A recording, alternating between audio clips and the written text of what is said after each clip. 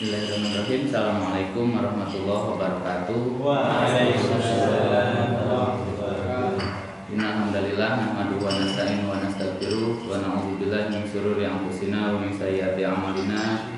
May yahdihillahu fala mudilla lahu wa may yudlil fala hadiya lahu.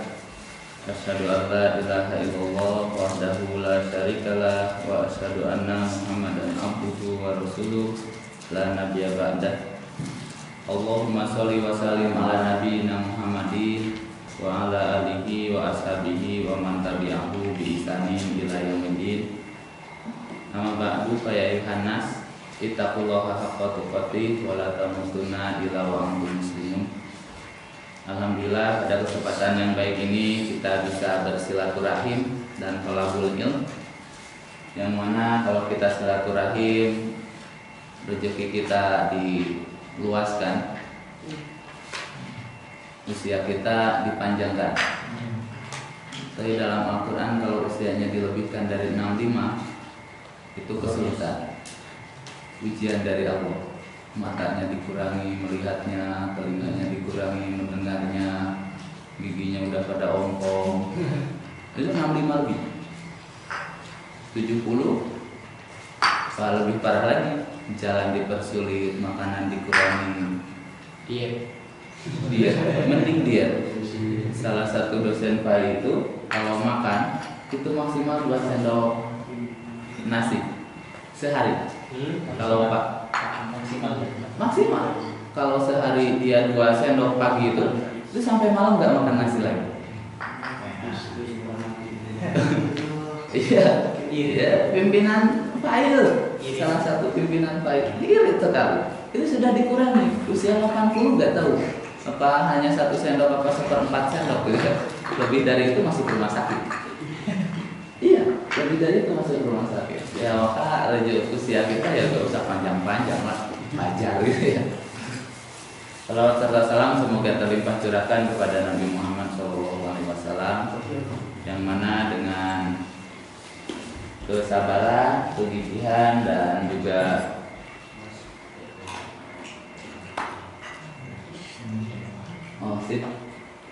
kesabaran, kegigihan, kita bisa mendapatkan nikmat iman dan Islam tersebut. Hadirin sekalian, saya diminta Mas Hilmi untuk ngisi tentang hadis gitu aja. Hadis makbulah. Nah, saya belum dapat silabusnya, sehingga saya akan coba-coba. Apa yang diminta itu mudah-mudahan mirip. Nah, sini ada Ustadz Hairi. Kalau saya gak pakai peci ya Ustadz. Biasanya Ustadz pakai peci. Biasanya saya bawa, tadi saya mau cari, aku gak mirip Ustadz sekali. Baik, kita akan mulai. Ini yang bisa saya pahami, karena saya bukan pemateri. Mas, saya gak bisa ngisi materi. Oh, bukan pemateri, hanya pemantik katanya gitu. Asli, saya bukan pemateri, hanya pemantik. Nah, gitu ya. Saya hanya pemantik katanya gitu. Kayak materinya sunnah makbulah, atau dalam tarjih itu sunnah itu apa? Sehingga kita ngobrol saja, ini ahli semua ya.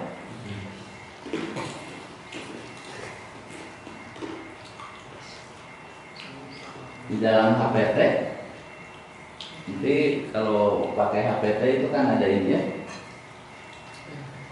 dinul Islam, agama Islam. Apa itu agama Islam?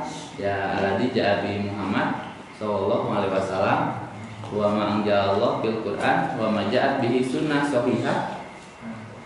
Jadi apa-apa yang ya didatangkan kepada Nabi Muhammad sallallahu alaihi wasallam, ma anzalallahu. Jadi semua yang diturunkan dari Nabi itu kita taunya ada yang diturunkan oleh Allah di dalam Al-Qur'an, wa maja'at bihi sunnah, ataupun yang datang dari Nabi itu berupa sunnah shahihah. Ada isinya awamir, perintah, wa nawahi, larangan, wal irsada, juga petunjuk-petunjuk, li sholahil ibad, untuk kebaikan atau kemaslahatan hamba-hambanya itu, baik dunia maupun ukhra. baik dunia maupun akhirat. Nah, itu agama Islam. Saya suruh ngisi materi secuil ini. Sunnah shahihah. Itu aja materinya ya. Jadi materi saya sunnah shahihah itu berubah tahun 2000 muktamar ke Munas Tajid ke-25 itu berubah menjadi sunnah makbulah. Jadi dulu harusnya sunnah shahihah. Setelah tanfid ke muktamar ke-46 ya. Jadi Munas Tarjihnya ke-25 di Jakarta waktu itu. Maka sunnah shahihah itu berubah redaksinya menjadi sunnah makbulah. Dan konon pimpinan Jawa Barat itu tidak ikut sunnah makbulah. Sampai sekarang masih sunnah shahihah. Apa sesimpel apa, sesulit apa bagi yang pindah secara langsung itu sesimpel apa? Bagi yang ngotot menjadi sunnah shahihah tidak berubah juga, kenapa harus sesulit itu? Kalau misalnya dari makbul ke shahih, itu apa perubahannya? Karena di sunnah makbulah itu dalam kita materi hadis itu ditemukannya hanya hadis shahih dan hadis hasan, sisanya doi. Nah, di sini dikatakan bahwa setelah muktamar tahun 2000 maka menjadi sunnah al-makbulah, bukan lagi sunnah shahihah. Nah, maka kalau kita bahas sunnahnya itu apa, kita coba hitung. Sunnah secara bahasa adalah jalan ya, jalan yang dilalui oleh pendahulu terus kita ikuti, nah itu sunnah. Nabi pernah begitu, kita ikuti, nah itu sunnah. Kalau bahasa HW itu apa ya? Mengikuti jalan Jenderal Sudirman, nah dari mana ke mana itu apa namanya? Napak tilas. Nah, sunnah itu mirip napak tilas itu. Tapi napak tilas hanya kepada Nabi Muhammad menurut bahasa. Jadi siapapun yang diikuti itu adalah sunnah. Nah, sekarang akan kita bahas menurut ahli fikih. Lain lagi menurut ahli fikih. Menurut mereka, sunnah itu suatu amal yang dianjurkan oleh syariat, namun tidak mencapai derajat wajib atau harus. Jadi sunnah menurut ahli fikih itu secara simpel, sunnah itu kalau dikerjakan dapat pahala, kalau ditinggalkan tidak apa-apa. Nah, itu yang bikin saya repot kalau pengajian itu. Pak, kalau misalnya ini itu wajib apa sunnah? Sunnah Pak, itu bapak-bapak baik ibu-ibu itu senyum-senyum kalau mendengar oh itu tuh ternyata sunnah. Kenapa Pak senyum-senyum? Berarti kalau ditinggalkan tidak apa itu orang tua. Apalagi kaula muda. Nah, ini kaula muda ya. Dengan sunnah, senang gitu. Berarti kalau ditinggalkan tidak apa. Padahal sunnah tuh kayak gini. Ada pengumuman di kemahasiswaan sana ya. Jadi kalau dapat pengumuman atau dari Pak RT, kita gampangnya ini mahasiswa.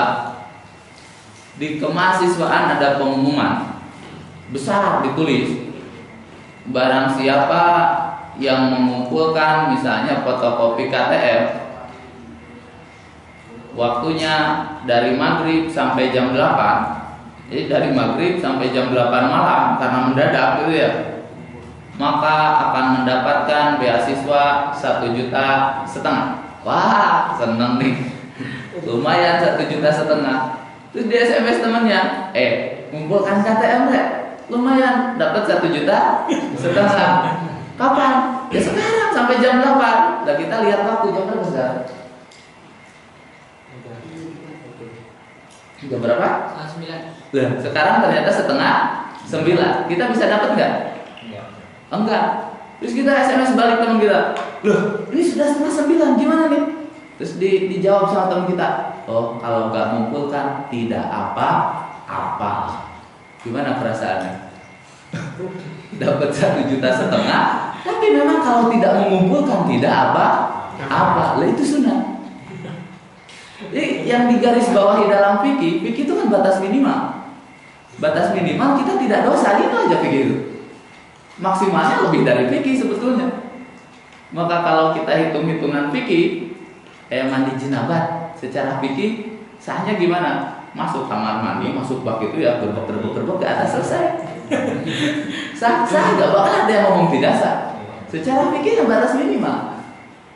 Maka sunnah itu batas minimalnya memang kalau ditinggalkan tidak apa-apa. Tapi itu kalau disebarkan untuk pengajian itu seneng orang-orang. Sholat malam tuh wajib apa sunnah sih? Sunnah. Udah senyum gitu ya. Malamnya pasti enggak. Gitu ya. Pasti enggak. Maka sunnah itu konsepnya memang seperti itu, tidak mencapai derajat wajib atau tidak sampai harus. Hitung-hitungan anak-anak, sunnah itu yang boleh ditinggalkan. Itu kalau SD di otaknya sudah kepikiran kata guru agamanya itu, sunnah itu yang boleh ditinggalkan, sudah wassalam. Karena pola SD itu tertanam, sunnah boleh ditinggalkan, SMP apalagi SMA itu sudah fondasinya kuat. Berarti kalau dengar sunnah, tinggalkan. Maka kalau masih kepikiran sunnah ditinggalkan, itu guru SD-nya yang salah atau guru TK-nya. TK belum sepertinya SD. Di bab sholat ya, mulai kelas 3 itu sudah ada. Ini sunnah dalam sholat, ini yang rukun. Nah itu kalau sudah beda-bedakan gitu, itu mikir-mikir mana yang ditinggalkan boleh. Sunnah terkadang, gitu ya, meliputi selain yang sunnah itu mustahab, tapi terkadang juga wajib. Nikah itu kan hitungannya nggak wajib ya, sunnah. Barang siapa yang gak nikah bukan umatku, berarti wajib itu ya. Nah itu maksudnya di sana. Jadi tidak hanya sunnah yang tadi itu, sebetulnya sunnah itu kadang wajib. Bahkan kadang juga kalau kita ingkari secara betul-betul, bisa jadi ada yang kafir gara-gara tidak mengerjakan ya sunnah. Berarti secara fikih itu terlalu dangkal ya. Secara ahli fikih kita cek. Menurut ahli hadis, segala hal yang disandarkan, berarti ma'udifa ila nabi itu ya, ma'udifa ila nabi, baik perkataan, qaul, perbuatan, fi'il, takrir, awasfi, baik sebelum diutus jadi nabi atau setelahnya. Maka kalau ada sirah nabawi, nabi ketika bayi gimana, itu hadis ya menurut ahli hadis. Ini tuh ada hadisnya. Jadi ahli hadis itu pokoknya urusan dengan nabi sebelumnya itu hadis. Kalau nabi setelah meninggal, ya yang penting nyantol-nyantol dengan nabi hadis. Maka secara ahli hadis sunnah tuh ya pokoknya ada urusan dengan nabi itu sunnah. Nabi ketika kecil misalnya menggembala, maka bagi ahli hadis kalau punya anak gitu ya, suruh menggembala, itu belajar jadi nabi. Tapi hampir semua nabi kan, hampir semua nabi menggembala itu, kecuali nabi-nabi kaya ya, Nabi Sulaiman. Tapi Nabi Daud yang gembala dulu. Nabi Davidnya menggembala dulu. Dia perang juga nggak kayak amat gitu ya. Tapi Nabi Sulaiman, nah itu karena anaknya raja, jadi dia langsung jadi raja. Dia tidak mendapatkan kisahnya dia menggembala dulu. Tapi nabi sebelumnya kan seperti itu. Nah, maka di sini pokoknya ada urusan dengan Nabi Muhammad, baik sebelum jadi nabi atau nabi masih kecil, baik nabi sudah meninggal. Kalau itu nyantol dengan Nabi Muhammad tentang istri Nabi, sahabat Nabi, nah itu kan nyantol nabinya. Nah, maka itu juga termasuk sunnah atau hadis menurut ahli hadis atau muhadisin itu.